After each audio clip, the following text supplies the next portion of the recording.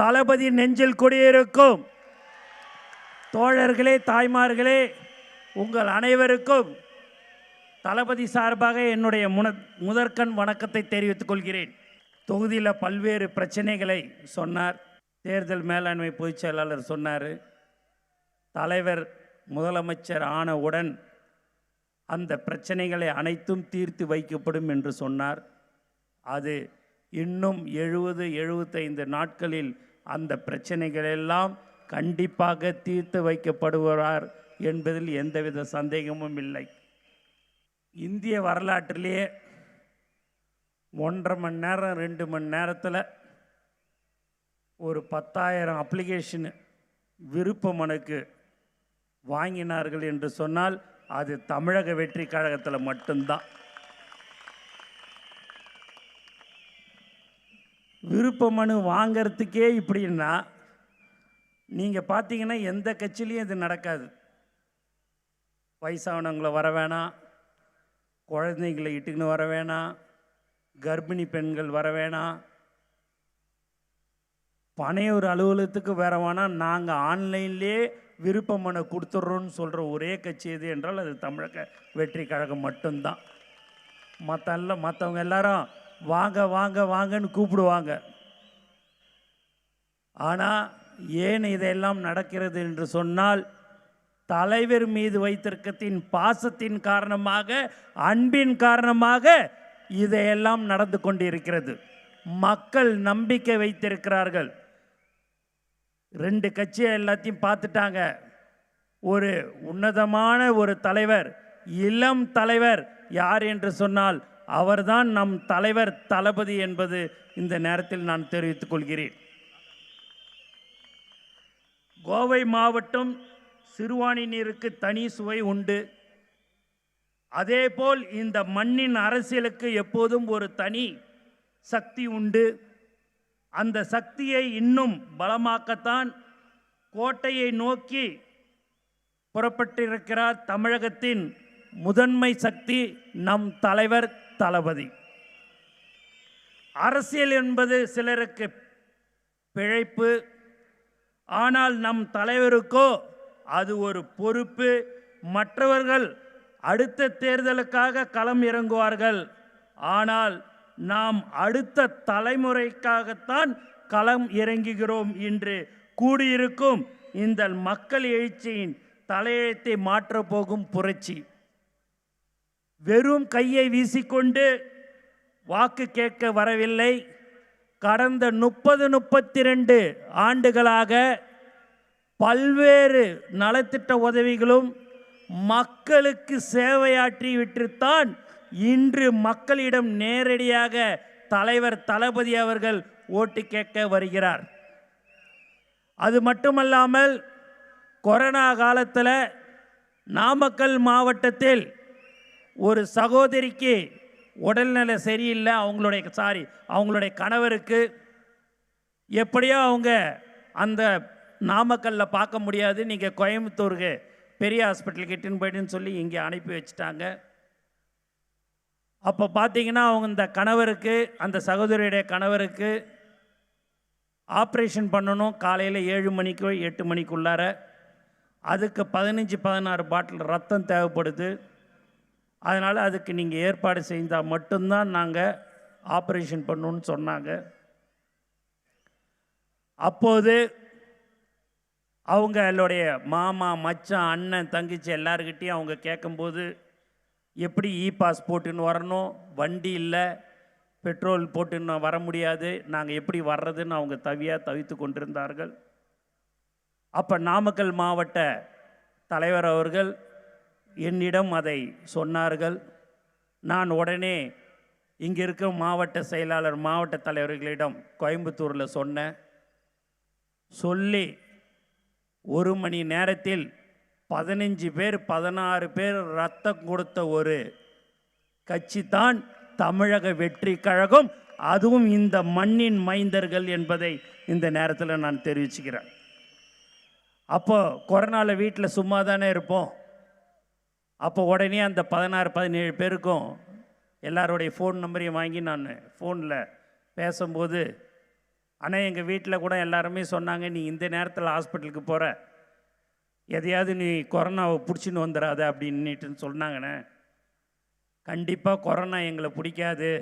ஏன்னா எங்கள் தலைவர் எங்களை நல்ல வழியில் தான் நடத்தி கொண்டிருக்கிறார். உடைய ஒரு சகோதரியுடைய கணவரை உயிரை பிழைக்க வைப்பதற்கு நான் ரத்தம் கொடுத்துட்டு நான் வருகிறேன் அம்மான் என்று சொல்லிவிட்டு நான் வந்தேனே. அதனால் எங்கள் வீட்லேயும் எங்களை அனுப்பி வச்சாங்கன்னு என்று சொன்னார்கள். அந்த பெருமை இந்த கோவை மாவட்டத்தை சேர்ந்த சகோதரர்களுக்கு இருக்கிறது. உண்மையாகவே அதை நான் இந்த நேரத்தில் நான் பெருமையாகவும் அவர்களுக்கு இந்த நேரத்தில் நான் மீண்டும் நான் நன்றியை தெரிவித்துக் கொள்கிறேன். அந்த நேரத்தில் ரத்தம் கொடுத்து ஒரு உயிரை காபந்து பண்ண ஒரே கட்சி தமிழக வெற்றி கழகம் மட்டும்தான்.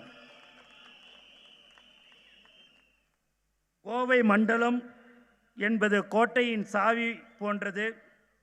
அந்த சாவியை சரியான தலைமையிடம் ஒப்படைக்க வேண்டிய நேரம் வந்துவிட்டது. யார் யாரெல்லாம் ஒரே முகவரியாக தேடிக்கொண்டிருப்பார்கள், அந்த முகவரி எதிர்கட்சியாக இருந்தாலும் சரி, ஆளுங்கட்சிக்காக இருந்தாலும் சரி, அந்த முகவரி நம்மளுடைய தமிழக வெற்றி கழகம் மட்டும்தான்.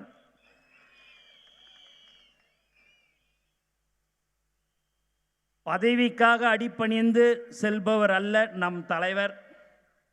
மக்களுக்காக சிந்திப்பவர் தான் நம் தலைவர். நான் தான் ஒரு பெரிய தலைவருடைய ரசிகர் தொண்டன் அப்படின்னு நான் பெருமையாக நினச்சிருந்தேன். என்னையை தாண்டியே ஒருத்தர் நேற்று பார்த்தீங்கன்னா நானும் உங்கள் தலைவருடைய ரசிகர் தான் சொல்லி அந்த தோற்றத்திலே வந்திருக்கிறார் தெரிவிச்சுக்கிறேன்.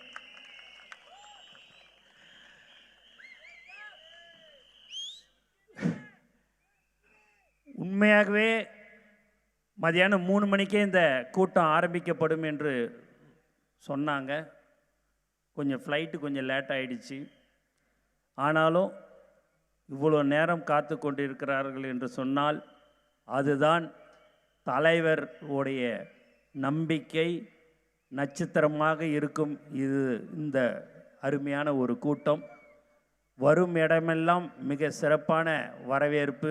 எங்கே பார்த்தாலும் எல்லாம் கொடியெல்லாம் பறந்துருக்குது. அது எங்களுக்காக அல்ல, இது முழுக்க முழுக்க தலைவர் தளபதிக்காகத்தான் என்பதை இந்த நேரத்தில் நான் தெரிவித்துக் கொள்கிறேன். மேலும் நான் பல்வேறு இடங்களில் சொல்லியிருக்கிறேன். எல்லா இடத்துலையும் ஒரே இடத்துல எல்லா கொடியும் பறக்குது. அதில் நம்ம கொடி ஒரு 2 அடி ஹைட்டில் பறக்குது. பறக்கும்போது எல்லா கட்சிக்காரங்களும் சேர்ந்து அது எப்படி எல்லா கொடியும் ஒரே சமமாக இருக்கும்போது இவங்க கொடி மட்டும் 2 அடி இருக்கலாம், அதை எப்படியாவது எடுக்கணும்னு சொல்லி எல்லாரும் ஒரு 40-50 பேர் ஒன்று கூடினார்கள். அப்போது போலீஸ்லாம் அங்கே வந்துட்டாங்க. நம்மளுடைய சகோதரர்கள் 2 பேர் சின்ன வயசு சேர்ந்த சகோதரர்கள் மோட்டர் சைக்கிளில் வந்து நின்ன உடனே அந்த காவல்துறை அவங்க 2 பேரையும் முதல்ல நீங்கள் போங்கன்னு சொன்னாங்க. சொல்லும்போது மற்றவங்க எல்லா கட்சிக்காரங்களாம் கேட்டாங்க, என்னங்க தம்மா பசங்க 2 பேர் வந்தானுங்க, அவனுங்களை போன்ற நாங்கள் 1 மணி நேரமாக இங்கே நின்றுன்னு இருக்கிறோன்னு. அப்படி இல்லைப்பா, நீங்கள் எல்லாரும் ஒன்று சேர்ந்து இருக்கிறது 40-50 பேர். அந்த 2 பேரை நான் ஏதாவது இன்னான்னு இப்படி தொட்டேன்னா 1000 பேர் வந்து நிற்பாங்கப்பா. அதனால தான்ப்பா நான் அவங்கள போன்னு சொல்லிட்டேன். ஏன்னா என்னுடைய மேலதிகாரிக்கு நான் பதில் சொல்ல முடியாதுன்னு சொன்னாங்க. ஏன் இதெல்லாம் சொல்கிறேன் அப்படின்னா, உங்களுக்காக எப்போதும் ஒரு பிரச்சனை என்று சொன்னால் தமிழக வெற்றி கழகம் உங்களோடு எப்போதும் இருக்கும் என்பதை இந்த நேரத்தில் நாங்கள் தெரிவித்துக் கொள்கிறோம். அதனால் அந்த கூட்டணி இந்த கூட்டணி 10 பேர் இருக்கிறாங்க 15 பேர் இருக்கிறாங்கன்னெல்லாம் நீங்கள் கவலைப்பட வேணாம். சிங்கிளாக நீங்கள் தனியாக போய் நம்ம தலைவருடைய அந்த சின்னமான விசில் சின்னத்தோட நம்மளுடைய துண்டை ஷால்வையை போட்டுக்கின்னு நின்னீங்க அப்படின்னா 500 பேருக்கு நீங்கள் சமம் என்பதை இங்கே நான் தெரிவித்துக் கொள்கிறேன். அதனால் எதை பற்றியும் யாரை பற்றியும் நீங்கள் கவலைப்படக்கூடாது. நம்மளுடைய நோக்கம் தலைவர் தளபதி 2026 மே மாதம் முதலமைச்சராக ஆவதற்கு நீங்கள் எல்லோரும் உழைக்க வேண்டும். மக்கள் ஓட்டு போட தயாராகிவிட்டார்கள். நாம் அந்த ஓட்டை அவர்களை யாராக இருந்தாலும் சரி எதை பற்றியும் கவலைப்பட வேண்டாம். பல்வேறு விஷயங்களை எல்லாருமே எதையாவது சொல்லிக்கொண்டே இருப்பார்கள். அதை எதையும் நீங்கள் காதில் வாங்கி கொள்ள வேண்டாம். மக்களிடம் செல்லுங்கள். நம்மளுடைய சின்னமான விசில் சின்னத்தை மக்களிடம் நீங்கள் சொல்ல வேண்டும். 5 நிமிடத்தில் ஒரு சின்னம் உலகம் ஃபுல்லாக தெரிஞ்சுது என்று சொன்னால் அது விசில் சின்னம் மட்டும்தான் என்று இந்த நேரத்தில் நான் சந்தோஷத்துடன் தெரிவித்துக் கொள்கிறேன். இப்போ அண்ணன் ராஜமோகன் சொன்னார், விசில் சின்னம் அங்கே தடை சேப்பாக்கத்தில் தடை போட்டுட்டாங்கன்னு. நீ எந்த தடை போட்டாலும் சரி விசிலை ஒன்றும் செய்யவே முடியாது. 5000 கொடுத்தாலும் சரி, 10,000 ரூபா கொடுத்தாலும் சரி, 5 ரூபா விசிலுக்கு இருக்கிற சக்தி வேறு எதுக்குமே இருக்காது. ஏன்னா விசிலு நம்மளுடைய தலைவருடைய சின்னம், வெற்றி சின்னம், தலைவர் தளபதியோடைய சின்னம் விசில். அதனால் நீங்கள் பயப்பட வேண்டியதே இல்லை. இப்போ வரும்போதெல்லாம் விசில் சத்தம் கேட்டுக்கிட்டே தான் இருக்குது. ரொம்ப சந்தோஷம்.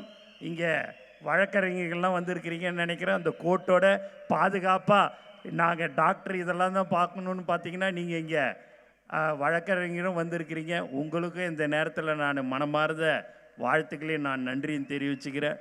சகோதரிகளே, இங்கே இருக்கும் இளைஞர்கள் எப்போதும் உங்களுக்கு உறுதுணையாக இருப்பார்கள். இன்னும் 70-75 நாட்களுக்கு கழித்து உங்களுக்கு நாங்கள் பாதுகாப்பாக இருப்போம் என்பதில் எந்தவித சந்தேகமும் இல்லை. ஆகவே கோவை மாவட்டத்தில் இந்த மாதிரியான ஒரு மிக சிறப்பாக இந்த விக்னேஷ் அவர்கள் இப்படியும் பேசுவாரான்னு உண்மையாக நான் நினச்சேன். பயங்கரமாக ராஜ்மோகன் அண்ணன் பிரம்மாண்டமாக பேசுவார். தீய சக்தியை பற்றி நம்ம சொல்லவே வேண்டியதில்லை. அதை நம்ம தேர்தல் மேலாண்மை பொதுச் செயலாளர் ரொம்ப அருமையாக அதை பற்றி பயங்கரமாக பேசுவார். ஆனால் விக்கி இப்படி பேசுவாரான்னுட்டு நான் எதிர்பார்க்கல.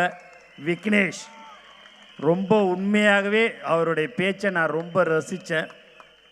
அண்ணன் கேஎஸ் அண்ணனும் நன்றாக பேசிவிட்டு அவருக்கு ஒரு கூட்டம் இருக்குதுன்னு அவரும் போனாங்க. நாங்கள் எல்லோரும் ஒரு குடும்பம், நம் எல்லோரும் ஒரு குடும்பம், தளபதி குடும்பம். ஆகவே நீங்கள் எல்லோரும் 2026 நம்மளுடைய கோயம்புத்தூரில் இருக்கிற அனைத்து சட்டமன்ற தொகுதியிலும் தமிழக வெற்றி கழகத்தின் கோட்டையாக இருக்கும் என்பதில் எந்தவித சந்தேகமும் இல்லை. குறிப்பாக கொங்கு மண்டலம் என்று சொல்வார்கள். அந்த கொங்கு மண்டலம் இருக்கிற அனைத்து தொகுதியிலையும் நம்மளுடைய கோட்டையாக தமிழக வெற்றி கழகம் இருக்கும் என்பதிலையும் சந்தேகமில்லை. ஆகவே நீங்கள் எல்லோரும் ஒற்றுமையாக இருந்து தலைவர் தளபதி அவர்களை நாம் 2026 முதலமைச்சராக அமர்வதற்குண்டான அனைத்து உழைப்பையும் நாம் கொடுக்க வேண்டும். இன்னும் இருப்பது இவ்வளோ காலம் நம்ம உழைச்சது பெருசல்ல. இன்னும் இருப்பது 60-70 நாட்களில் நாம் உழைத்து தலைவர் அவர்களை 2026 முதலமைச்சராக அமர்த்துவோம் என்று கூறிக்கொண்டு எனக்கு வாய்ப்பு கொடுத்த அனைத்து உள்ளங்களுக்கும் நன்றி கூறி விடைபெறுகிறேன். நன்றி, வணக்கம்.